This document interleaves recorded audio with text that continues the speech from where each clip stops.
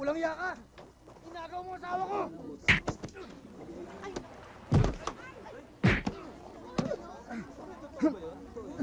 Dad! Man eh! Bakit mo tinamaan yan? Bida yan! Ikaw dapat ang tatamaan kasi extra ka lamang! Naintindihan mo? Ano na nga ba pangalan ng na yan? Kung ano pa man. Halika dito. Huwag kang iilan. Dapat tatamaan ka. Gusto ko realistic. Nasaan ba si Mama Karin? Nasaan ba ang utak mo? Direk! Mo? Ito po ako, Direk. Ay, ayoko na. Ano ba kasalanan ang nagawa ko sa'yo? Pasensya ka na. Bakit mo ko pinapadalhan ng mga ekstrang Baguhan lang. Pasensya na ho. Kung gusto nyo, uulitin ko ulit, gagalingan ko na. Huwag na lang. Tama na. Pagod na ako. Magdidirect na lang ako ng komersyal.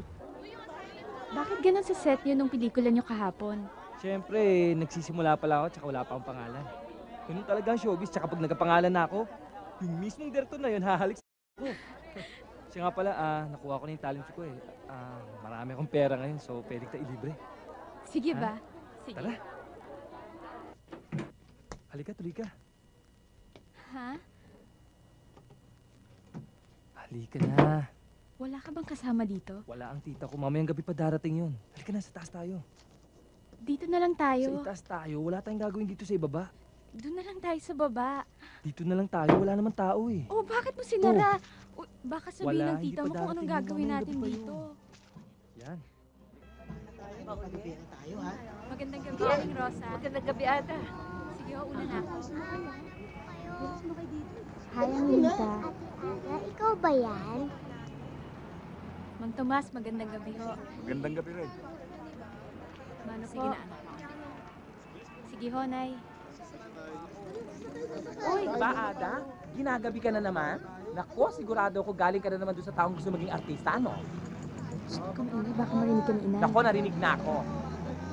Ada, Oh, anong ginagawa mo dito?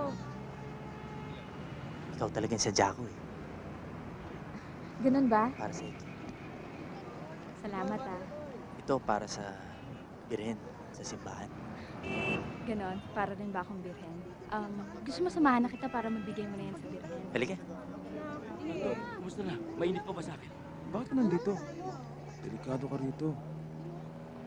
Hinahanap ka ng grupo ni Timo. Alamig ka muna. Ganun ba? Oo. O sige, pag may nagtanong, sabi mo, hindi mo Sige, salita. Bossing, baka naman ho pwedeng babaan yung boundary. Masyadong mataas eh. Parang kayo na lang kung pinagtatrabaho namin. Hindi ko ayaw mo. Humanap ka ng ibang trabaho. Eh, hindi lang naman ho ako may reklamo eh. Sila rin. Ayaw lang nila magsalita. Dahil wala silang reklamo. Ikaw lang naman maraming cheche-bureche. Gusto mo matanggal? Ha? Ha? Sige, di bali na lang. Tutol.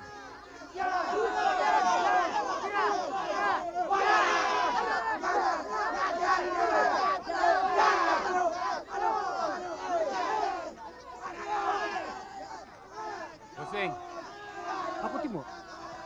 Ako ang taong hindi nagsasayang ng laway. Yang laway, maraming mas magandang bagay na pinagagamitan. Konti pa liwanag lang. Exit lang. Bossing eh. Bukas ko na lang kukumpletohin ang entrega. Matitigas kasi yung ulo ng mga sinisingil namin dito sa squatter at bangkete. Ang sabi ko, ayaw ko ng maraming paliwanag.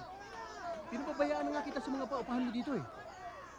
Abay, wag mo namang kalilimutan na yung bayad sa kuryente, akin. At saka itong tupada, pinapabayaan mo ha. Humihingi ho sila ng palugit eh. Ikaw ang barangay captain. Dapat alam mo ang ginagawa mo. Gawin mo ang dapat mong gawin. Hanggang mamayang gabi.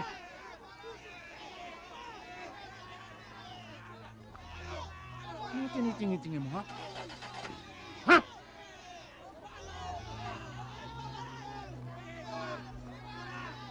Mo, bossing. Sinabi ko sa inyong higpitan yung paninili. Tsaka ayoko na marami sa paliwanag.